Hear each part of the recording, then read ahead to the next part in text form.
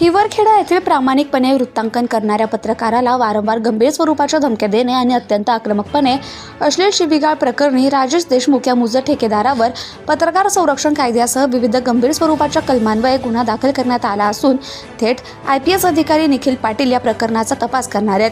अकोट तेल्हारा उपविभागाअंतर्गत आणि Hiwarkhed police station अंतर्गत पत्रकार संरक्षण कायद्याअंतर्गत हा पहिलाच गुन्हा असल्याची चर्चा आहे. अकोट हिवरखेड जळगाव जामोद राज्य मार्गावर राजेश देशमुख या ठेकेदाराने हिवरखेड आणि खंडाळा फाटा नजीक अशा 2 पुलांचं काम घेतलं होतं, परंतु दिलेल्या कालावधीत त्यानं पुलाचं काम पूर्ण केलंच नाही. या उलट मुदतवाढ देऊन सुद्धा त्याला पुलाचं काम पूर्ण करता आलं नाही. त्यामुळे प्रवाशांना प्रचंड नरक यातना भोगाव्या लागत होत्या. त्यासाठी प्रामाणिकपणे आपलं कर्तव्य बजावणाऱ्या पत्रकाराला वारंवार अश्लील शिवीगाळ करणे, पुलाच्या साईटवर बोलावून पुलाच्या निकृष्ट कामाचे फोटो व्हिडिओ काढल्यास तसेच वृत्त प्रकाशित केल्यास हातपाय तोडण्यासह पत्रकाराला त्याच्या संपूर्ण कुटुंबासह जीवे मारण्यासह खोट्या गुन्ह्यात अडकवून टाकीन असं अत्यंत आक्रमकपणे धमकावले. सदर ठेकेदाराने एक वेळा प्रत्यक्ष आणि फोनवर अनेक वेळा गंभीर धमक्या दिल्या आणि अश्लील शिवीगाळ केली.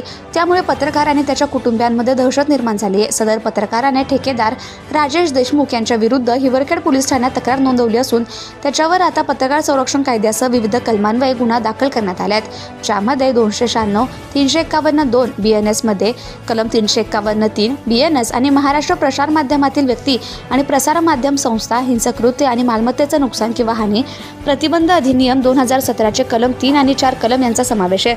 पत्रकार संरक्षण कायद्याअंतर्गत ठेकेदार राजेश देशमुख यांच्यावर गुन्हा दाखल झाल्याने आता या प्रकरणाचा तपास IPS अधिकारी निखिल पाटील करणार असल्याची माहिती सूत्रांकडून मिळाली आहे.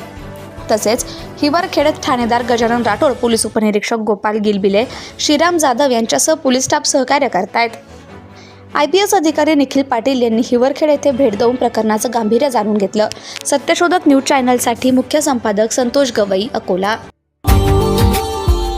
Subscribe now and press the bell icon. Never miss an update.